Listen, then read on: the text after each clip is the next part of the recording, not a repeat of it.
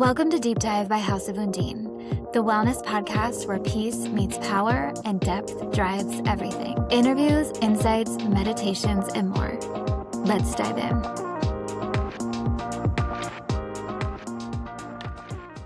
Hello, everyone, and welcome back to Deep Dive by House of Undine. Happy Monday, Tuesday, Wednesday, whatever day it is. I am, as always, really excited for you to be here. And today we are doing something a little different. First, we are doing a mid-year reset together because it's July. We're halfway through the year. What the heck? And number two, I have some updates about House of Undine, as some of you may know, because I am in a bit of a reset myself. So grab your drink, grab a coffee, espresso, energy drink, whatever makes your little heart happy, and let's dive in. Okay, guys. So we are halfway through the year. I don't know how we got here. I don't know how we're in July. And I feel like the only time we ever really mark anything in the year is at the beginning of the year. And I think mid-year is a really good point to stop and look back at, first of all the progress you have made, because there's definitely been all the changes that have taken place, but also maybe all of the things that you didn't get done that you thought you would have, or maybe like the road bumps you ran into that you weren't expecting. It's a really good time to take stocks of your wins and your losses and to reset and refocus, because there's still a lot of time in the year and there's a lot of space to make that change and make room for new dreams to come in, new intentions, new goals. Again, those things don't have to be huge. They can be whatever you want them to be. Obviously, I have really big dreams for what I'm doing, but dreams are different for everybody. Like, you don't have to want to start your own business. You could want to run a 5K, or you could want to just generally relax more. I think having goals and intentions is helpful for us as humans, because I think it's always helpful to have ourselves working towards something.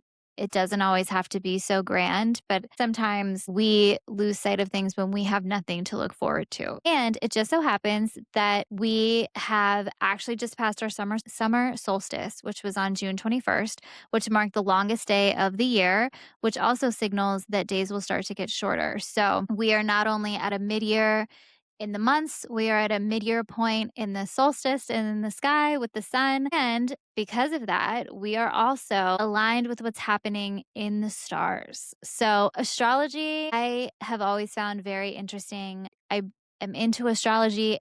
I want to be very upfront. I am not an astrologist, but I just always find it very interesting that when I am going through something and then I look to things like my chart or what's going on in the sky or the moon or whatever it is, it always just so happens to align with whatever is happening in my life. And I always find it to be very interesting. I am not a person who allows my chart to make decisions for me. I think that can be a little dangerous, and that's outsourcing your power, which is anti my mantra, which is the power is within you.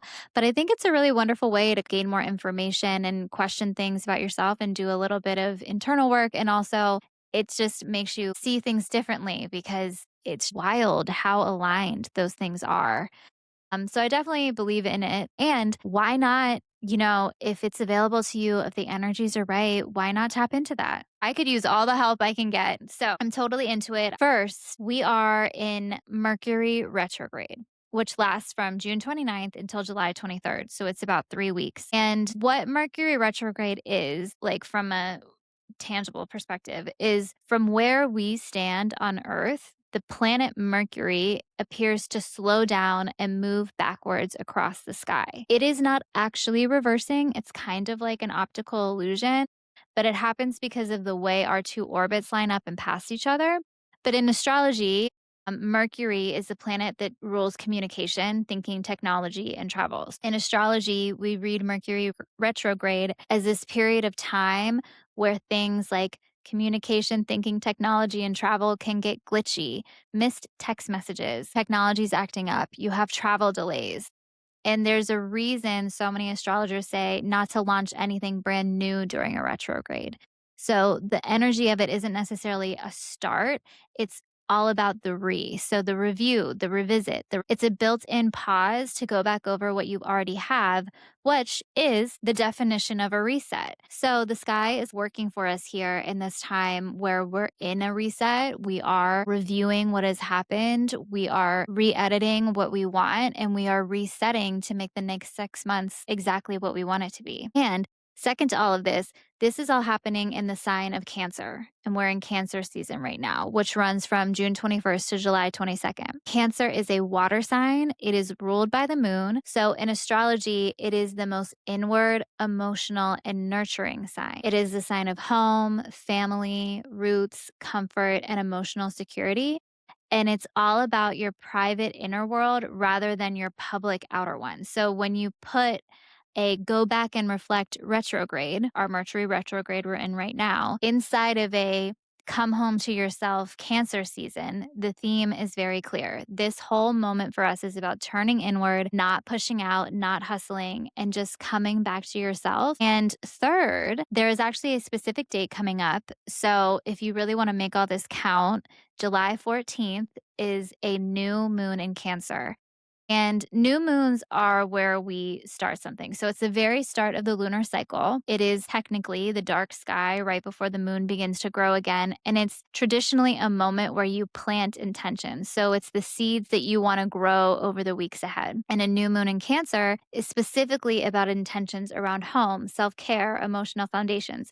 So if you really want a date to sit down and set your intentions, July 14th is the day to do it. And then right after, the sun is going to move into Leo. And on July 23rd, Mercury is going to direct. So it's going to start moving forward again. So we're going to get out of that retrograde period, that reset review period. And Leo is a fire sign. So it's bold, it's warm, it's expressive, it's confident. So basically, all of this is saying is that this whole season that we're in right now for about the next month is a reset season. Mercury retrograde is telling us to reflect. Cancer season is telling you to come home to yourself. July 14th, you're planting those seeds, you're reviewing, you're figuring out what you want the next 6 months to look like based on your review of the past 6 months and this reset. And then when we enter Leo season, we're stepping into that action and that power. So you definitely don't have to wait until next January to set your intentions. Right now is the perfect time to do that. And it's really is kind of amazing what you can do in 6 months. Half a year is really so much time. And at the beginning of this year, I put together a guide for everyone. It's really all my heart and soul is in that guide. I spent a lot of time putting that together. It's called the 2026 Goals and Intentions Guide, and it's really my gift to you.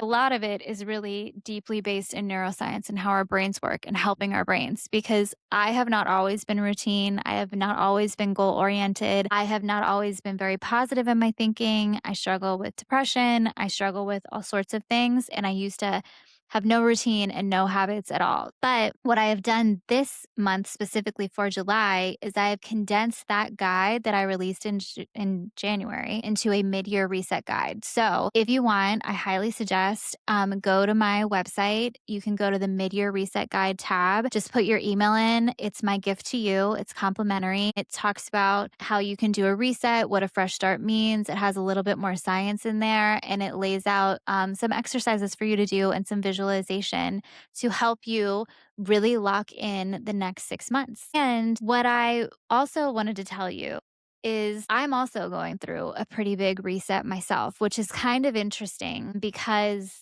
I was really contemplating a lot of this at the beginning of June. And then when I made all these announcements about these changes that are going on with House of Undine, it was at the same time that all of this stuff was starting to shift in the sky. So I just found it very interesting. I wasn't aware of the astrology before I was making these decisions, but like I said, always very interesting to see how your life really does mimic what is going on in your chart in the sky with the moon, with the planets, all the things. And yeah, I made the official announcement that I am closing down all of my in-person events in Richmond for House of Undine. It was a very hard decision for me to make because I've developed really amazing relationships with my clients in Richmond, and it's been such a beautiful place to start. And I'm so deeply appreciative of everyone who has come to my sound baths or my breath work or yin or done a virtual with me. And it has just been such an amazing place to grow. And all the businesses I've worked with have been amazing. But on a personal level, there are just some changes I need to make in my own life moving forward. And so the best way for me to do that now is to move everything from in person into virtual for the time being as I transition into this next chapter and I'm kind of realigning where I want everything to go. And it's certainly not the end for House of Undine at all. And it's not about the events themselves not doing well. It is about me and vision for where I want my life to go and what I want to happen for House of Undine. I have massive dreams for House of Undine and what it will be. So it really is an exciting decision for me, but also was a tough one because I had to end really great partnerships with really great businesses that I love. And it will also change the way that I am able to interact with clients that I really love. But on that note, I am doing virtual. And the question I get all the time, especially from people who haven't tried a virtual sound bath yet or virtual yin or breath work, is basically like, does it even work? And yes, it does. It works really well. And I'm going to break it down for you here because I want you to understand how it actually works so it can be useful to you. So, the first thing to understand, and we're going to talk mostly about sound baths because that is the thing that has really taken off in Richmond. But as far as sound goes, sound works, especially sound baths, in two different ways. The first way that sound works is through psychoacoustics. And psychoacoustics is a scientific study of how we perceive sound. So, it is how the physical properties of a sound wave, its frequency, its volume, its timing, gets translated by the ear and the brain into what we actually experience as pitch, tone, and feeling. It's basically the bridge between the physics of sound in the world and how we experience that sound inside. And how that works in a sound bath is that the crystal bowls, when I play them, the crystal tones bowls specifically, they create steady, sustained sound waves. And those waves, like I typically explain at the beginning of every one of my sound baths, those waves travel into your ear. They vibrate your eardrum. The tiny hair cells in your ear convert that vibration into electrical signals, and your auditory nerve carries those signals up to your brain, which is where the sound is actually perceived. And because these particular tones are slow, they gently guide your brain out of its busy beta wave state, its alert state, its problem solving state, the one I always talk about, and it cues your autonomic nervous system to shift into your calmer brain waves, to shift into what is called the parasympathetic state, which is your rest and restore mode. And that's the state where your heart rate slows down, your breathing deepens, your body is able to really let go.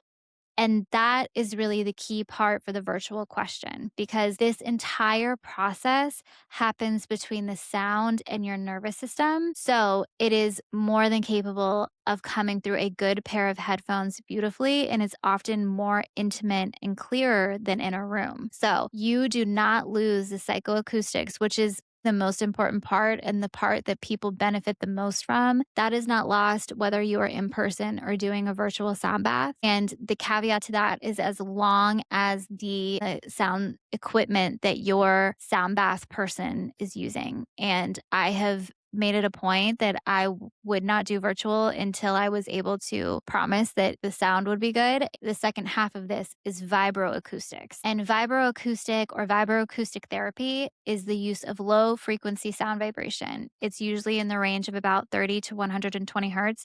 And it's applied to the body so that you don't actually hear the sound. You physically feel that in your tissues. So, where psychoacoustics is the sound perceived through your ears, vibroacoustics is felt through your body. And the body is a good conductor of this because sound is a mechanical wave and we are made up of roughly 60 to 70% water. So those low vibrations travel through us and are picked up by the body's own vibrations sensors in your skin and tissue. And that is typically when you go into a sound bath and you just feel your muscles kind of get heavy and like dip down and people can feel themselves kind of vibrate. That's what's happening. The sound waves, they interact with your cells and they act as like a ripple effect through your whole body. So it's affecting your tissue and your organs and your muscles. But it's not really the strongest part of the sound bath. The most important part of the sound bath really is the psychoacoustics because that is what's actually calming your brain waves down and allowing you to get into that rest and restore state that people benefit so much from. And there are going to be pros and cons to both situations. So at an in-person event, yes, you get the in-person, you get to be next to people, you get to have more of that vibroacoustic. But what you do have to deal with it in person is you have to deal with people around you. You have to deal with people breathing, people moving around, any kind of issues with lighting, or whether you're uncomfortable, or whether the bolster isn't great for you, or if your neck is hurting, or if you weren't able to go to the bathroom, or you yourself are worried that you're going to snore. And also, you have to drive to the event, you have to drive away from the event. Like there's a lot more things going on. Whereas with virtual, you are typically at home in a place that you feel safe. You're able to get whatever makes you comfortable. You can be in your bed. You're not worried about anybody else around you. I silence everybody so nobody can hear the other person. And you can really just get into your own zone. And a huge part of being able to benefit from the sound baths is your ability to feel safe. A big part of what I do as a practitioner is my job to make everyone feel safe in the room or in the virtual. But you yourself also need to feel safe in what you're doing. And the biggest safety a lot of people can find is just doing it from a place that they know, understand, and enjoy, which is typically your home, hopefully. Again, that's not for everybody. And there is something to be said for like going somewhere else and doing something, but it makes virtual sound baths really accessible. It makes it easier to become part of your routine because you can really just put on some headphones, tune in. You're only there for that 45 minutes to an hour. Take your headphones off and you can roll over and go to sleep, which is what most people want to do. And to be honest, most anything I have ever done is through virtual. So most of my most powerful sound baths, my most powerful breath work have been through a virtual experience. Most of my training has been done virtually. And I think what also helps is that having that little bit of separation allows you to feel like you're really in your own zone. I've done in person a lot, obviously, but I actually really love doing virtual sessions and just being able to lay down on my couch, really get into my own energy, settle in, and feel really comfortable. And sometimes having that separation is really helpful. When you are at in person ones, I am somebody who is actually very bothered by snoring specifically. It really interrupts things. And by people moving around, because I'm typically like hyper aware of other people. So I highly recommend virtual. You're not losing anything. In fact, I think you're gaining more from the practice. And I would just love for you to try it with me. If you have any questions, please DM me. And just to go over some like quick questions, just to really narrow it down, does it actually work? Yes, we just went through it. The frequencies and the guidance calm you down in a room just the same as it does through headphones. And a lot of people go even deeper at home. Number two, do I need any experience? No, there is nothing new to learn, nothing to perform. You just show up and follow along and you let the sounds carry you. Number three, do I have to be on camera? Nope, certainly not. Your camera can be on, it can be off. That's totally up to you. Most people put their eye masks on and they kind of float away.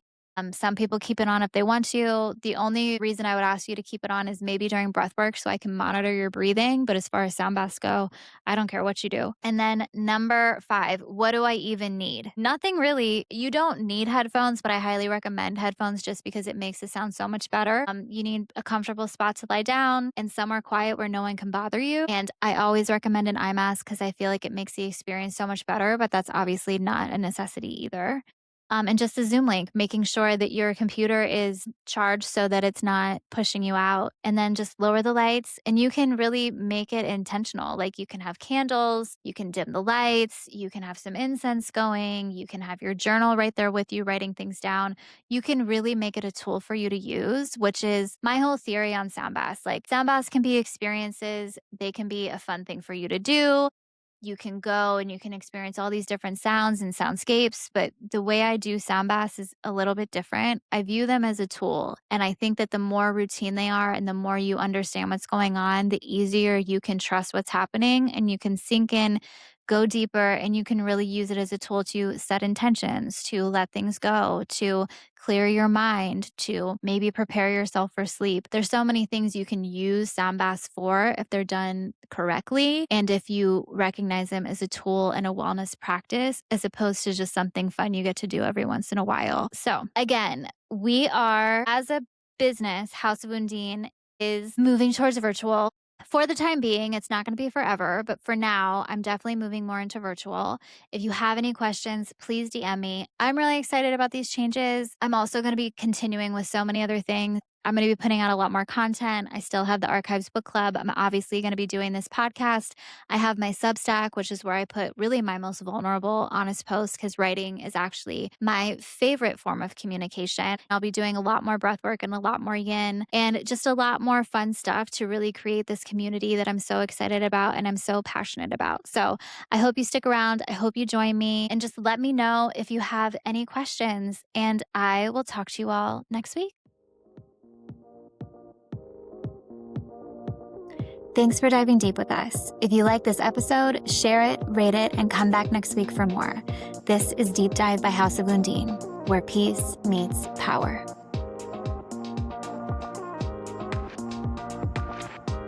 The content presented in this podcast is for informational and educational purposes only and is not intended to constitute professional advice of any kind, including but not limited to medical, legal, financial, psychological, or other professional services.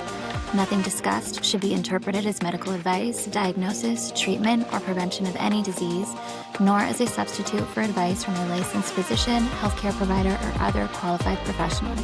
You should not disregard or delay seeking medical or other professional advice because of something you have heard on this podcast. Always consult a licensed physician, healthcare provider, or other qualified professional regarding your specific circumstances before making decisions related to your health, treatment, medication, supplements, finances, legal matters, or lifestyle.